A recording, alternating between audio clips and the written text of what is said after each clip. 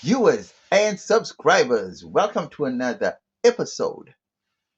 In today's episode, we want to talk about crime and a certain crime that is never or rarely spoken about in the broader sense of crime conversations.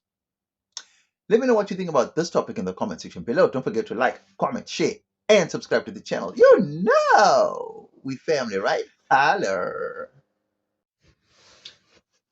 People, in South Africa, when we talk crime, we are always referring to the common crimes. Your murders, your house break-ins, your hijackings, your cash and transit robberies, your farm murders, your petty theft, your muggings, your pocket, what do you call that?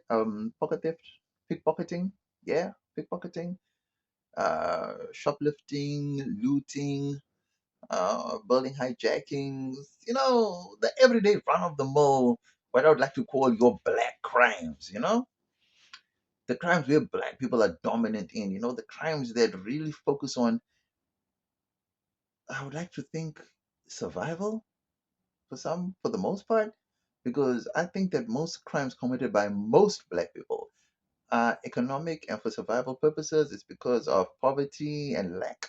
So most of the crimes committed by black people, even you can see that some of the murders, or like most of the murders, it's always had to do with either money, or stealing food, or stealing the vehicle, or something of economic value that was needed in order to commit that crime, right? And that's the crimes we always seem to focus on. And that's predominantly the majority of the crime in South Africa. And that is why there's always talk and conversation around that type of criminal activity, right?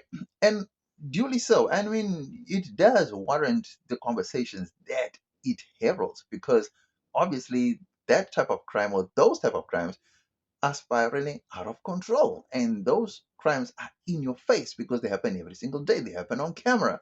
They happen in the morning, in the evening, in the afternoon. These crimes have no time bearing because they happen at any time, at any place. And that type of crime affects everybody. Unfortunately, because of numbers, those type of crimes are obviously being perpetrated by and against black people. They are the majority in the country. So therefore, black people are the ones who experience the majority of these crimes. They are the ones who perpetrate these crimes, and they are also the highest victims of these crimes. That's the sad reality. But that is a numbers game because of the population. Black people make up the majority of the population in South Africa. So it only does make sense that when it comes to those types of crimes, it's black people who will perpetuate those type of crimes. So let's get that out of the way, right? So you don't want to be biased and say, no, you're being racist because other people also do crimes, like coloreds also do that. And yes, we do know that on the colored communities, gangsterism is a big thing. And it's a topic of conversation every single day because it is also spiraling out of control. And that is also a topic that is also talked about in crime spaces because it too is getting out of hand, or has gotten out of hand, and also needs to be curbed some way, somehow. Okay, so now that we've cleared that, right? So we don't want to be told that we're being biased because this and that. So we want to be fair on all sides, right? Okay, the crime I want to talk about today is a crime that these crimes are high stakes crimes. These crimes take a lot of preparation, a lot of logistics, a lot of money, and what I would deem as high level crimes, because these are crimes that cannot be done by your average street gangs that just sit on a corner and they can just, no. See, these type of crimes involve travel, international travel. They involve international networks. These crimes involve large amounts of money, large amounts of contraband. And some of these crimes are actually linked to high profile people in other countries. Now, if you don't know, guys, Johannesburg and Cape Town are predominantly the two biggest cities that international criminals have targeted or have cited as sites, as places that their operations need either to have a hub, a transit site, or a transit hub, or headquarters, or distribution centers, or places of residence for some of these high rollers. Mosquito, sorry. People, well, we're focusing on gangs in the Western Cape. Well, we're focusing on catching trends of robberies in Pretoria, in Durban. Well, we're focusing on muggings in Johannesburg city center. There are mafia groups, international criminal syndicates in our leafy suburbs of Sandton, Bedfordview, Constantia, Franschhoek, Winchester Hills, um, Northcliffe, Bishop's Court, Sea Point, Bantry Bay. And these crimes, well, fairly documented, are not really spoken about because these crimes are not done in the open and not done as regularly as the black low-lying crimes.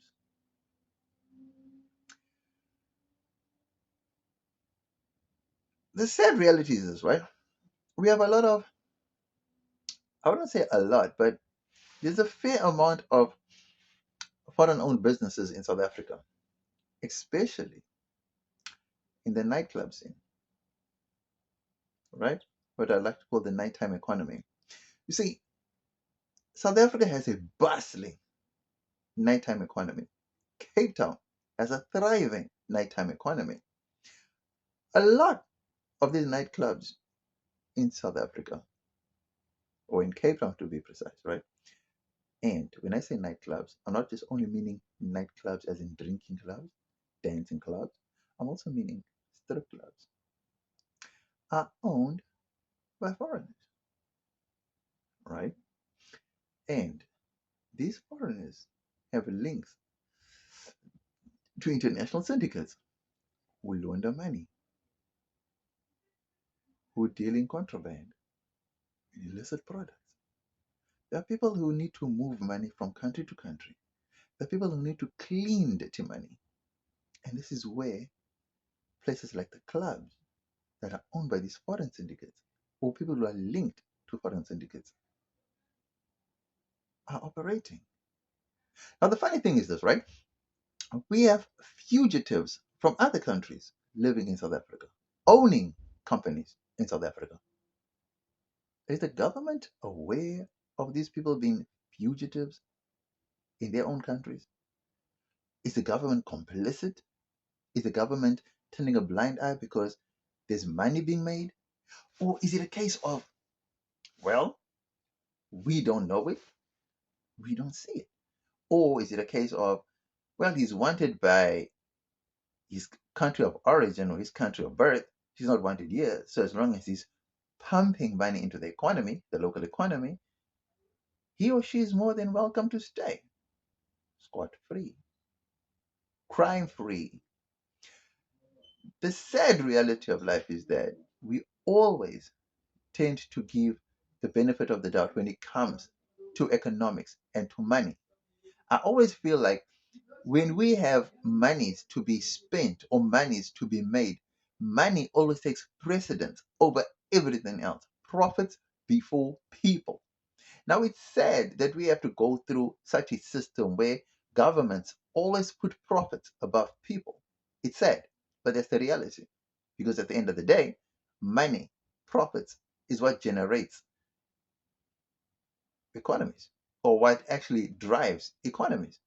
So if we have to turn a blind eye to these crimes that is happening in South Africa or in Cape Town to be precise, then we'll be turning away millions, if not billions, of dollars, pounds, or any other foreign currency of value. And so our economy wouldn't be a thriving economy like the Cape Town economy is. People, it's shocking to know that I've never ever thought in the wildest dream, in my wildest dreams ever, there are certain society, no, there are certain syndicates, there are certain criminal organizations that l- ex- operate in the rest of the world or in certain parts of the world that you'd never dream that would be operating in our own backyard, right? But these criminal international organizations are actually operating here. And the funny thing is that they are not operating in isolation. They're not operating in silos. They're operating in coordination with the local syndicates. And it's shocking that our own people are selling us out, all because of profits, all because of money. Now, I do understand that times are tough. People are resorting to anything and everything to make a buck. You need to do whatever you can with whatever you have to make money, to survive. I totally get it. Even if it means you linking up with foreign people. Now, I'm not against that at all. What's shocking to me is the mere fact that at the end of the day, right, the illicit products, the illicit activities that go on because foreign entities like illegal these underworld syndicates, they are not South African. So they wouldn't care if they are destroying South African lives as long as they're making a profit. To me, what's worrisome is the local syndicates that are aiding these foreign syndicates to destroy South Africans. Now, if we were going to be destroying their people, I would be on board with that. Even though I know it's wrong, I know it's bad, but I would rather prefer that we destroy their people, their infrastructure, their whatever it is, than to destroy ours. For example, we know that Asian there's an Asian syndicate involved in rhino poaching. So while they're depleting our rhino population, wouldn't it be better if we were depleting their rhino population, even though they don't have? So, what do they have in abundance that we can deplete? Because what's happening is our people are now helping them to deplete our resources. This just doesn't make sense. People, it's amazing that we assume certain syndicates operate only in Europe, only in South America, only in Asia, only in America. You think of a syndicate, I can guarantee you that that syndicate is operating right here in South Africa. It may not be directly linked into South Africa, but they have representatives here operating with local gangs. And it's sad, guys. It's really a sad thing to witness. But it shocked me that this type of crime happens in the low density suburbs, behind the well maintained lawns and yards of these high, expensive, exquisite places. And yet, we all just think that crime is only in the townships, it's only in the high density places and suburbs where lawlessness is the order of the day. And yet, quietly, in those leafy suburbs where it's all quiet during the day with private security roaming, money large amounts of money. I'm talking about $500 million to billions of rands are exchanging hands, and tons of illicit goods and contraband are moving into the country, while billions of rands move offshore, move out of the country. That is sad. That is really sad. Guys, I know that South African police service is overworked, overburdened, underpaid, like I always say. I know that for a fact. There comes a time when private security is needed. And I'm not talking ADT. I'm not talking that type of security. I am talking about the ruthless type of security that is needed to come in and stamp out all this lawlessness. I am talking about a security that once made headlines but never quite got off the ground to the international status that it actually deserved, even though they conducted their business in a ruthless and merciless and phew, ferocious way. But they got results.